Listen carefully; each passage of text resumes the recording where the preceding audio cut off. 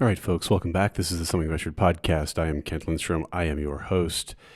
My guest today on the show is going to be Parker Conrad. He is the founder. He is the CEO of Rippling. I'm doing this intro. My conversation will follow in a moment because this is one of the sort of last podcasts I recorded with Parker before the COVID-19 crisis kind of emerged across the globe.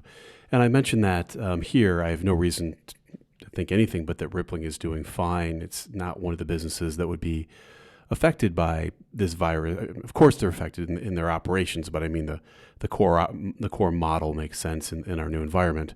I mention it because you're going to listen to this podcast and wonder why the hell aren't these guys even mentioning this crazy thing that's going on? Well, the reason is we had this conversation before the whole COVID situation really kind of crept across the land here in the United States and around the world. It's a great conversation. Parker is one of the, you talk to him as an entrepreneur, and he's just one of those guys. He's one of those guys who's a real entrepreneur. That it was his mindset from the beginning. He did not have an easy path of it. He overcame a lot of things.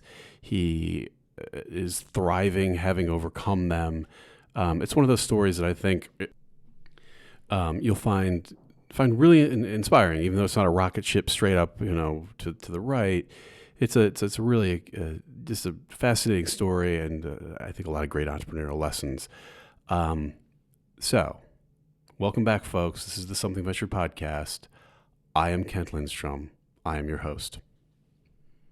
Guest today is Parker Conrad. How are you doing? Fine, thanks. Thanks so much for doing this. Yeah, thanks for having me. So Parker is really quite accomplished. He's the founder and CEO of Rippling. He was the founder of Zenefits. Has been a serial entrepreneur essentially. But when you started out, I found this fascinating. You went to Harvard, which isn't that fascinating, but you majored in chemistry. Is that that's where you began your career? I did major in chemistry. I was not a very good chemistry major. I failed out. And or I should say I had to take a year off and then came back because I was spending most of my time working on the college newspaper. And I sort of miscalculated a little bit. I took there was this class at Harvard called it was just called Bible. I think it had a better name, but that was it was like a notorious gut. Yeah. And I took this class because the class, I think like 70% of your grade was based on the final exam, and 30% of the grade was based on section participation, which included submitting like 10 response papers to the reading material. And I looked at it and I was like, if I take the final exam, I'll probably do decently on that. And if I show up for section but never do any of the response papers, I'll at least get like some partial credit on section. And so I was like, I can probably get a B- on this thing and never go to class. And that was at a time when I was like, working on the Crimson and spending all my time there. So I did that. And then it turned out at the end, they didn't see it that way. They viewed it as I had not done the response papers, and so I had not completed the class. And so I failed. And I had to take some time out for a year. So I wasn't the best chemistry major, but I was in fact a chemistry major. I'm pretty good academically. I couldn't do chemistry to save my life. Like I think I took the easiest chemistry class ever at Northwestern, and I just found it inscrutably hard. Like, what were you thinking with a chemistry major? Like, what was the theory? Well, I really enjoyed. I came in and I took Orgo my freshman year at Harvard, and a lot of organic chemistry is about it's sort of problem solving. They kind of give you a set of compounds, and they sort of say like, okay, if you put these together, what's going to happen? And you have to sort of think about sort of where sort of all the electrons are around these different atoms and how that electron density is going to sort of move around the different compounds, and sort of they'll recombine as a result of that. And it's really about whether you can kind of, it's one of those, I think it's one of those areas where some people, if you see it and you get it, it's actually really easy. Like you kind of understand these first principles and suddenly it all just makes sense. And I could always just see it and understood, right. Yeah, you put these things together, this is how it's all going to work, this is where it's going to end up. And I think, obviously one of the things that makes it hard for some people is I think if you don't see it, it's sort of, there's a lot of like magics in that. Yeah. And it's kind of hard sometimes for people to see it. But so I always saw it and I thought it was really interesting. So that's how I ended up, You could just hear the music. majoring in chemistry. And in a lot of ways, actually, the fact that that it was easy for me early on was not a great thing, because I sort of like, freshman year, I got used to sort of like getting really good grades and not doing much work. Yeah. And then sophomore year, I kind of like, got like pretty good grades without doing much work. And then by junior year, I just completely couldn't do that anymore, and just like had reached a level where the not working very hard had sort of caught up with me. Right. And it didn't end very well. I've talked to obviously a lot of entrepreneurs and CEOs. The number of them that are dyslexic is one of them, but the number of them that were on their school newspaper one way or another is notable. Really? Is that true? Yeah, I don't know why. Oh. Like, you're like the third, fourth person in a row who's like, yeah, it was on my school newspaper too. Like, Yeah. you were like, no reason to think What you would I be. liked about the school newspaper is I liked running this, sort of small organization, running really this pirate ship that was kind of lobbing stink bombs at the administration. Yeah. And that was really fun. I mean, in my year off, I went to go work for the Arkansas Democrat Gazette for about a year, which is a newspaper in Little Rock, Arkansas, that was willing to hire me even though I had just failed out of school. And it was sort of, it was a breeding ground for a lot of young sort of journalists at that time that, sort of had big ambitions. And one of the things I realized when I was there was that, everyone else that was at the newspaper, they all had these ambitions to be sort of like Hemingway or Faulkner, or to write this, grand American novel or something. And like, that was never what I was into. I mean, I was always sort of liked sort of steering this like pirate ship and sort of taking on the administration and that kind of, And so I sort of realized in that year off that I was probably not going to be a journalist. But I think, sort of some of that excitement and some of that like esprit de corps that I enjoyed about working on the college newspaper is definitely something that I sort of found again in doing startups. I guess in some sense you're producing this product. Like, a bunch of people come together. There are a bunch of different kinds of people. It ends up with this printed product, and repeat and do it again and again. Yeah, you're making something every day. So you ended up with a perfectly good career. You started out, it was Amgen? Is that where you started? Yeah. So you have a perfectly good career, a perfectly big public company. You were living where? Los Angeles? Or Santa Monica, 2 blocks from the beach. It was great. So this is the life. Like, you have a perfectly good career.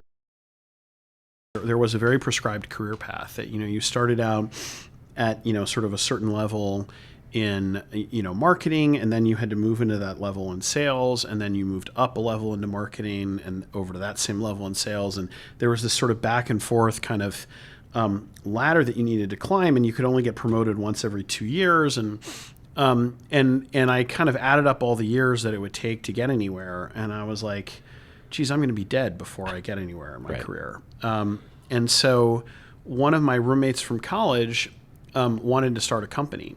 And that a lot of it was sort of, I think, fear of missing out.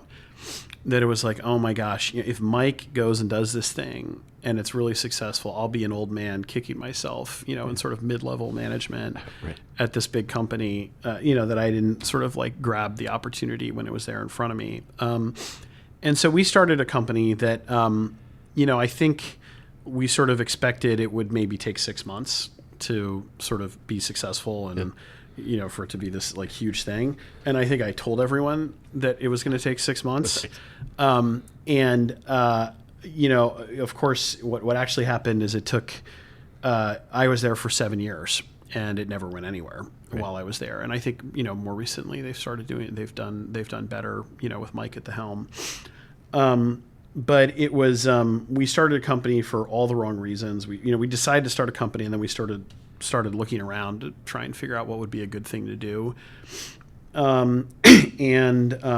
was a long, slow, grinding failure. And how do you think that How did you decide to get out of it? Like what happened in year 4, that 5? Like what kept you going in year 4, year 5, year 6 until you got to year 7 and said, yeah, this might not work out? Well, I think, we were always 6 months away from the thing that was going to work. Mm-hmm. So, each time we would sort of try 5 different things at the company, and 4 of them would not work at all, but one of them would sort of half work just enough to kind of give us a little bit of hope that, if we refocused on that and something sort of, the sort of next thing out from that, that was really where we were going to get to. And so we pivoted a number of times. We kept, we somehow kept the company alive through various acts of desperation. At one point, my co-founder's family put in a bunch of money to keep the company afloat. I mean, it was not, we had a lot of trouble raising. I mean, we visited 70 different VCs. No one, almost no one ever invested. Right. And so there was this constant, and even when I left, I left the company and my co-founder and I had a falling out. And so I didn't have a lot of choice about it, but I left, and I believed so fundamentally that I was leaving 6 months before that company was going to be a $10 billion success. Right. And it was just the most depressing thing in the world that was what was happening. And what brought you to, it's a pretty bad idea to start a company. What made you start a second company? I started Zenefits because I felt like I had no other choices and no other options. I had been at this company that no one had heard of for 6 or 7 years. I had no specific marketable career experience. I wasn't qualified to run sales, run marketing, build anything. I was, the jobs that I was able to sort of talk to people about were mostly like entry level positions. And I also, one of the things that I realized in my tenure there is I really liked, I ended up doing sort of some sales for the company at Wick Invest, and then became renamed Sigfig. And I really liked sales. I enjoyed it. And but I liked it in a very specific way, which is I enjoyed selling something that I had built, because I felt like if I had sort of made it, I didn't want anyone else explaining why it was great or what was so awesome about it, because they were going to screw it up somehow. They were not going to get it right when they were talking to people and telling them this is what's great about this. And I enjoyed building things, but only I wanted to build the thing that I was selling, and I wanted to sell the thing that I was building. And I sort of realized that if you enjoy doing both of those things, there's really only one job where those two sort of things sort of combine or converge, and that was being the CEO of a company. And certainly no one was going to give me that job, and so I sort of decided, well, maybe I don't have anything else going on. Might as well go for it. Yeah. And you raised venture capital for Zenefits, right? Yeah, but I started out not expecting to. So I had such a bad experience trying to work with VCs at Sigfig. I mean, everyone told us no. And my sort of state of mind coming out of that was, whenever we met with VCs, and there were a series of venture capitalists that we would meet with, every sort of 6 months to a year, being like, well, please, will you give us money now? And each time we would meet with these folks, there would be a different thing that they would sort of interject with, where they would be like, well, what's your sort of local mobile strategy? What do you guys have is there a Facebook element here, a Facebook app kind of thing? Is there, nowadays it would probably be or a year ago it probably would have been what's the cryptocurrency angle to this, right. And of course, our business had nothing to do with any of those things. And I always sort of felt geez, all these investors, they have such incredible ADD. All they care about is this one trendy thing that changes every 6 months. And it takes much longer than that to build a company. And so I just sort of gave up. I was there's no way, I don't understand how other people raise money, because there's no way to do it when the sort of lifespan of these trends is so short in comparison to the time it takes to build a business. And so what I liked about about Zenefits is that I had met with, first of all, there was just this like very pure, very simple pain that I had at Sigfig around setting up company insurance, where the only way to do it was to send in stuff via the fax machine. We didn't own a fax machine at the company, and so I had to like drive to Kinko's or stop off at Kinko's every time we hired a new employee to send in their insurance enrollment. And I was like, this is ridiculous. This is clearly not the way it should work. And I had also talked to some insurance brokers who were complaining about the fact that they only made 7% of the premiums that companies paid on their insurance. And I was doing the math. I was like, 7% of the premiums. Like, holy crap, that's so much money. And keep in mind, I'd been at this business where we were trying to sell ads for our tiny little website that no one would pay us anything for. Right. And I was like, this is a great cash flow business where, maybe I'll do Y Combinator. I'll raise a few $100,000 to kind of get me, across the finish line. And worst comes to worst, I will just be like an insurance broker, like a small traditional firm with this sort of angle that we have some technology, and we'll kind of see sort of where that goes. And it just turns out that those are the kinds of businesses that VCs really want to invest in. That we were showing, we were focusing on growing revenue so that we wouldn't have to raise money, and we had some impressive metrics, and suddenly there were investors everywhere. Yeah. How should an entrepreneur look at VCs helping them or giving advice? I mean, it seems like you had a not great experience with them kind of trying to distract you with local and mobile and Facebook and all that kind of stuff. It seems kind of odd that in any other area of finance, you just invest and you're an investor, right? You short the yen against the dollar. You don't then go try to advise the yen, right? You just like, I think it'll work. Yeah. But in VC, there's this weird thing where they give you money and then they're like, oh, hey, I have an idea. Like, how should an entrepreneur think about that? Like, well, so first, I think most of the value add, investors spend a lot of time talking about value add, and I think the first and most important thing to understand is that value add, I think, is best understood as a pantomime that investors are performing for their LPs. That is largely about investors needing to explain to LPs why their fee structure of 2 and 20 or 3 and 30 makes sense.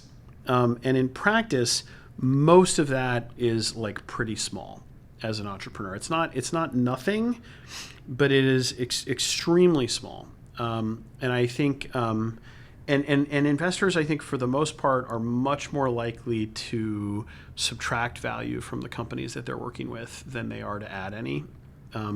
Like overwhelmingly more likely. And it's because like a little bit of knowledge is a very dangerous thing. Right. And so someone who's not there every day, who's only sort of involved in the company peripherally, or sort of sort of the equivalent of 1 day a quarter or something, they don't really know anything. Right.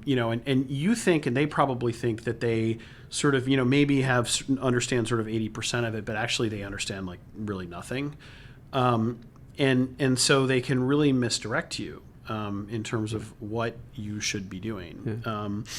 So I think if you're trying to raise money, the best lesson that I ever got about fundraising was from a guy named David Wyden, who's a VC at Coastal Ventures.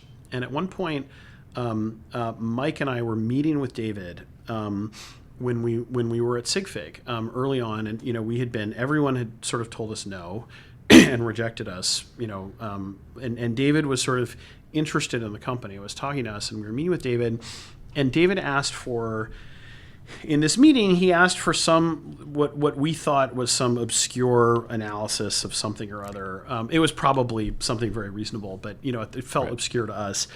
And he was like, where's your XYZ thing? And we kind of looked at him and were like, well, we don't have that, And he was like, guys, come on, like you need to be on top of this. You need to make this decision easy for me. Like you gotta have all of this ready to go. If you're the Twitter guys, the Twitter guys come in here and they go blah, blah, blah, blah, blah, blah, blah. And at that time, Twitter was sort of, a very hot sort of growth stage private company. It was not a big public company yet, but it was the company that every VC wanted to invest in. It's like, if you're the Twitter guys, you come in, you just go blah, blah, blah, blah, and we throw money at you because you're the Twitter guys. But you guys aren't the Twitter guys, so you have to have all of this stuff locked down and ready to go to make this decision easy for us. And the conclusion that I drew from that was sort of the exact opposite of what David was maybe suggesting, which is that we should really just find a way to be the Twitter guys. And that was really the answer. And I think that that's actually the right answer, is that for most entrepreneurs is most of the sort of tactics around fundraising don't really matter. There's such a rounding error. Like, the important thing is to build a business that's so compelling that they can't afford to ignore you, and then all the other rules go out the window, and then it's like very easy to raise. And if you can't build something that is that compelling, then God help you. Yeah. What happens now at Zenefits? You're going along, but you're not at Zenefits now. What was the path at Zenefits? Well, Zenefits, so I talked about how at SigFig, we would try 5 things, and 4 of them would fail miserably, and 1 of them would sort of half work just enough to give us the hope to kind of keep going for another 6 to 9 months, at least while I was there. At Zenefits, it was the exact opposite. We would try those 5 things, and all of them would work spectacularly well. Right. And we would try 2 things that we thought probably wouldn't work, and those would mostly work as well. Like, everything was working. And so we sort of realized, and that was actually sort of the biggest risk to the company, was that it was too easy. We were flipping so much business. It was so easy for us to take business away from traditional insurance brokers, that we thought, and all of the advice that we were getting was like, the biggest issue that you have here is that there are no barriers to anyone else coming in and doing this, at least no barriers today or yet. And so there's too much oxygen out there, and you need to grow so quickly to take all the oxygen out of the room. To make sure that no one else can get a toehold, because it was not clear that, if we weren't sort of willing to sort of step up and soak up all of the demand out there, it was not clear that if someone else did, that we would necessarily even be sort of the leader or even one of the leaders in the market once sort of things got to scale. And we believe that there were some real network effects that would start to appear at massive scale. And we sort of thought the entire small group insurance brokerage market was going to turn over in 5 years. That 5 years later, there would not be a single insurance broker working with, at least at the small end of the market, working with smaller companies. And so we kind of that became sort of for the company. We decided to really. And very purposefully, and this is a decision that I take responsibility for. We decided to really scale things up in advance of or ahead of what our true underlying engineering capabilities were, which is, I think, the fundamental mistake that we made. And what we would do is we scaled up. We sort of said, look, companies have all of this administrative work that they need to do around benefits, but also just all of these HR systems more broadly around setting people up in payroll, getting them enrolled in insurance, 401k, all these other HR systems. What we're going to do is, it's a 2-step thing. What we're going to do is we're going to take on all of that administrative work, and we're just going to do it for them. Like, our staff is going to do it instead of your staff doing it. And then we're going to build the automation over time to sort of automate the things that we're doing manually. And there were a number of problems with that in retrospect. And one of them was that it gets very, very difficult to automate things after you scale them. Because you get into this sort of the problem gets so complex that you have this blind man and the elephant problem, where there's no one who fully understands the scope of the problem, all of the sort of the full surface area of what needs to be automated and how it works. And so you sort of try and build automation, and you try and turn it on one day, and you realize it breaks for like 100 different reasons, and what you've built is insufficient, and you have to throw it out and start over again, which is, I think, related to why it's so hard for very large companies to sort of reposition themselves as technology companies. And it's much easier if you start with technology to sort of gradually evolve it over time to handle more and more use cases and more complexity. And so as a result of that, the automation took longer than we expected. We kept thinking it was just around the corner, and it kept, sort of moving more slowly than we expected.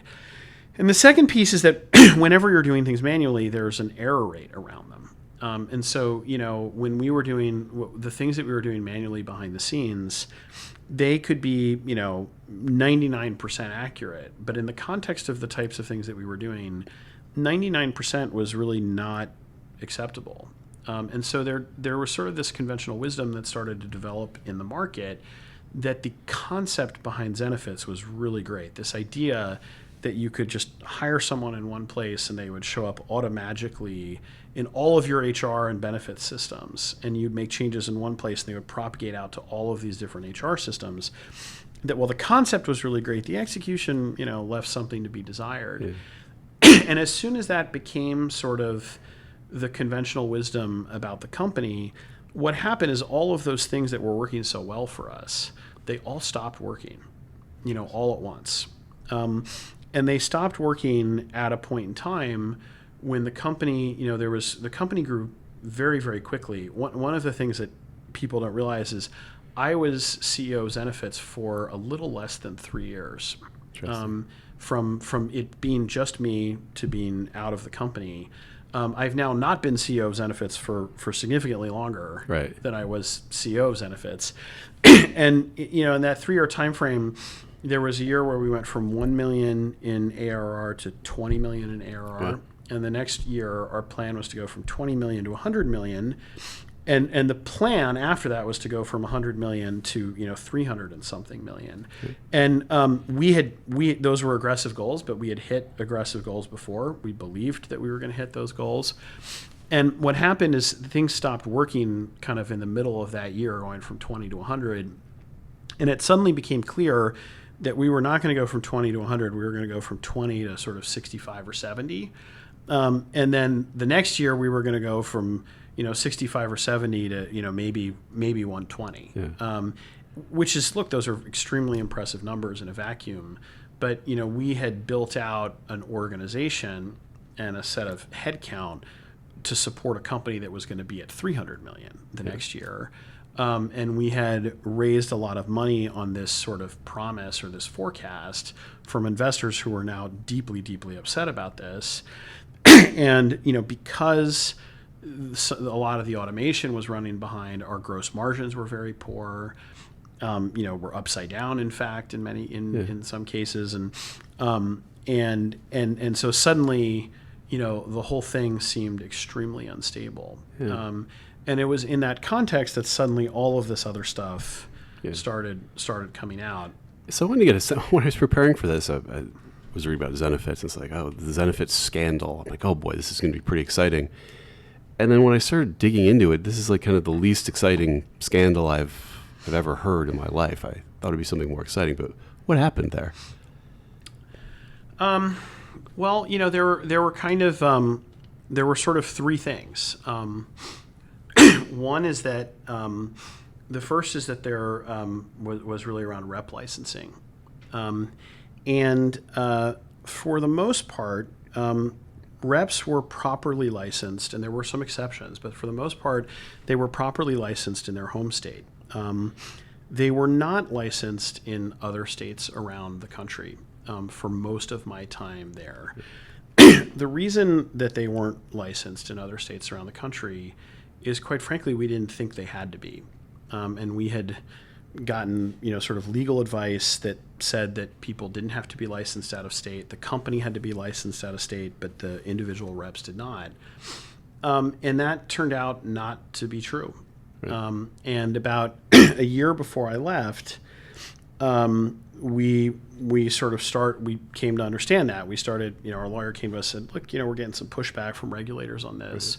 I still think we're right about this, but is this really a fight that we want to have? And very quickly we moved heaven and earth to reorganize the sales team so that people would get licensed out of state, would have discrete territories, in areas where they would be licensed.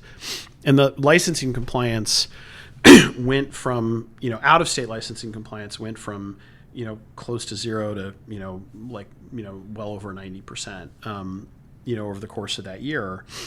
And it's important to mention that, by the way, getting your out of state license, there's no additional training. That's what you do is you go and you swipe a credit card on a website, you pay $75, and now you have your out of state license. But at the time, Zenefits was, I think we were the largest small group insurance broker in the country by the volume that we were doing. And so there were a lot of historical violations, where reps had not gone and swiped their credit card and paid their licensing fee before selling the product. And so I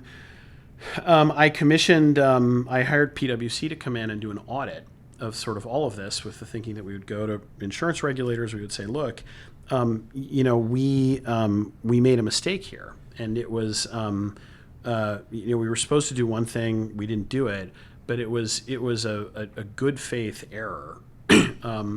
It was not purposeful. There was very little benefit that we got from doing this. It wasn't even a lot of money on the sort of licensing fees. And we want to sort of pay some fines and move on. And the estimate that we had internally was that we would pay, $8 to $10 million in fines across the country to sort of settle this. And look, that's a large amount of money, but in the context of the scale that we were operating, is probably not all that large. And that was the plan that everyone had internally, that we would do that. As soon as I got forced out, the plan sort of changed, and the story became not. It was no longer like we made a mistake. It was that, these compliance issues happened because Parker's an asshole and doesn't care about compliance. Sort of like destroy your product in the long term. And so for the longest time at Rippling, we had this like mantra that we were not going to hire any ops people inside the company. And we've since loosened that. We have a support team now. We have folks in various different areas, but still like very, very lightweight. And that meant that, early on, if there was sort of any kind of manual ops work that needed to be done, it was really the engineering team that was doing it. And the engineers didn't do it for very long, because they would automate it. And I'll never forget, because there was this moment of clarity that I had at Zenefits about this, where one of the things that we did is we had these integrations with payroll systems, where when you'd hire someone, we would set them up in payroll. When you gave them a raise, we would sort of push that raise through to payroll. Those automations were sort of reasonably successful, but every once in a while they would fail for some reason, and we had a team of people that would need to go in and sort of manually make the adjustment in that case. And there was an engineer that sort of was building one of these systems, and there was this growing problem where the ops team for this particular payroll system was growing and growing and growing, and the work that they had to do and the number of tasks was expanding. And he had sort of like made all these improvements to the automation to sort of automate all this. And they kept, I kept going to them and saying like, well, is it better now? Is the volume coming down? They were like, no, it's still high. And I would go to this engineer and he would be like, they're just, complaining. I'm telling you, I've tested it. It works just fine. And eventually we got the right instrumentation in place on this to see what was happening. And it turned out that the automation was working 0% of the time, like not once. And the reason is that there was like a switch in code somewhere where it was literally like an on-off switch, and he had left it off. Wow. And it just took way too long to discover that. Yeah. And that was this moment when I was like, man, at Rippling that doesn't happen because the engineers are the ones doing this until things get like fully automated and instrumented. And so it's real technology, and it's software end to end. Yeah. And that makes such an enormous difference for customers, for the sort of quality of the business that we're building, all that sort of thing. And the second thing was really this sort of understanding that I think I had, which is that at Zenefits, a lot of people misunderstood why the company was successful when it was successful. And it wasn't that people thought it was because it was online health insurance, but that wasn't really it. It was that there was this button you could click to hire someone, and you'd sort of say, look, I want to hire John, and this is their start date and salary and department and what have you. And then they would show up automatically in all of your HR systems. And that was mind-blowing to people, because until Zenefits came along, companies would have one thing for payroll. They'd have something else for 401k, something else for medical, for dental, for vision, for flex benefits, for HSAs, for any number of, for performance management, for whatever. And, just the administration of all those systems was a lot of the sort of admin work in HR at these companies. And Zenefits wiped all of that out. But one of the things I sort of realized is that problem was much broader than HR. That was actually for the same reason you wanted to click that button to hire someone and have them show up in those HR systems. You also wanted them set up in every business system that you needed them to be in when they joined. You needed them to be set up in email, and they needed to be on all the right email lists, and you needed to be on Slack and on all the right channels and on Dropbox with access to all the right folders. And they needed access to GitHub, to Salesforce, to and there are dozens of these systems in every company that people need access to. And so the sort of key insight at Rippling was that actually, while most people think of employee data in an organization as being an HR and an HR systems thing, employee data actually sort of underlies a lot of these systems admin complexity that companies have with business systems much more broadly than HR. And that really the right answer here was to build an employee system that was not just an HR system, that it was an employee system that was feeding everything in your company, so that you could click this button to hire someone, you could make a change to their role, they could change something, say they had a kid, they moved to a new address, you could terminate someone, and all of these sort of changes that occur to employees and employee information in your company would propagate out to everything and every system that you used within the business. Yeah. And that's essentially what Rippling is and what we do. Yeah. Well, wrap up with a couple of things. What worries you most? What do you say, look, I just got to avoid this to make Rippling successful? Is there sort of one thing that you say, hey, we got to avoid this one to make it a big hit?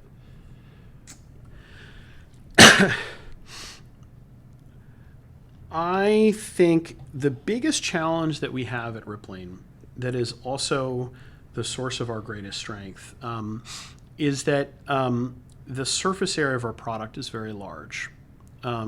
So, we have built and are continuing to build on an all-in-one payroll, benefits, and HR system, which is itself a fairly right. large surface area. Right.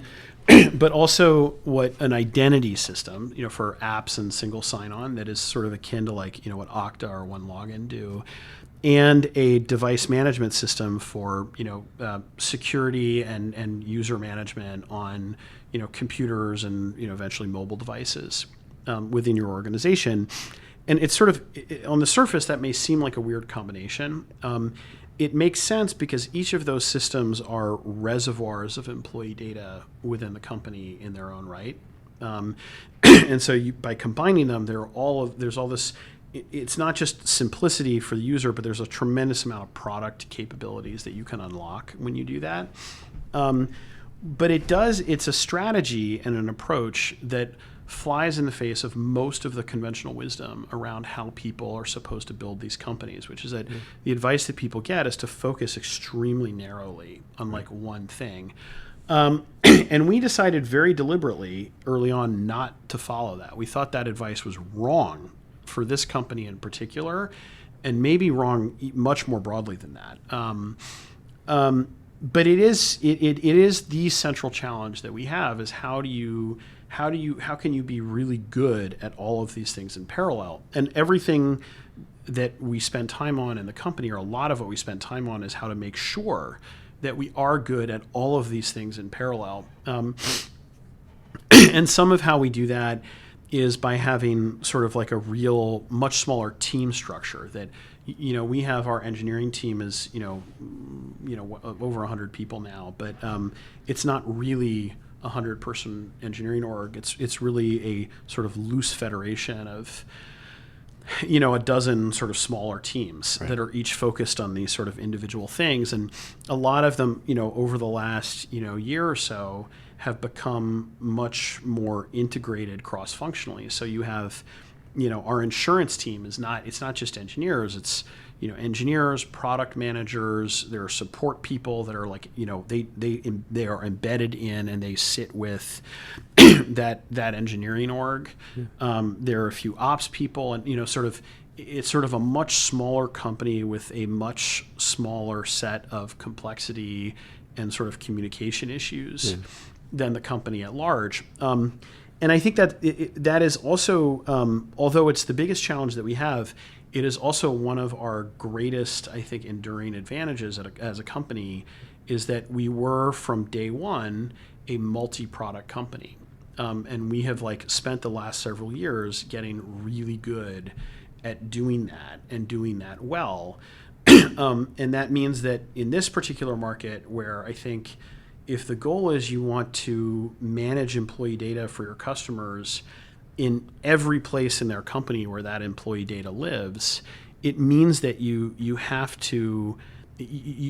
like a wide surface area that you need to build. I think the value for customers, if you can do that successfully, is enormous in some very fundamental and foundationally different way. But it is very hard. And so that's, I think, both the biggest challenge and also the sort of biggest strength of the company at the same time. And finally, what excites you the most? What does the world look like when you win and get all these things right? So I think that I am unusually resentful of sort of busy work, administrative work. It's probably why I didn't like doing response papers in my Bible class in college. Right. I should have just done the response papers. I think it's why I was so resentful of having to sort of fax in insurance applications at my first company. And I really do think that some massive portion of the just kind of the admin crap work that is some necessary part of operating a business today, I think a lot of that is ultimately about having this employee data that's distributed across all these business systems. When people say, oh, I don't want yet another business system, or too many of these things, it's such a pain to manage. A lot of that is because it's painful to manage the employee data and access and permissions and policies and configurations in all these systems. And if you can connect all of those up with one underlying system, and you can sort of automate that and make it really seamless, that all disappears. And so in this sort of perverse way, I really get excited about sort of stomping that out for customer, for both me, because I'm the primary user of our product at Rippling, and also for all of our customers as well. That's great. Well, thanks so much for doing this. Yeah, thank you. I appreciate it. All right, this has been the Something Ventured podcast. Parker Conrad, my guest. Thanks so much. Thank you.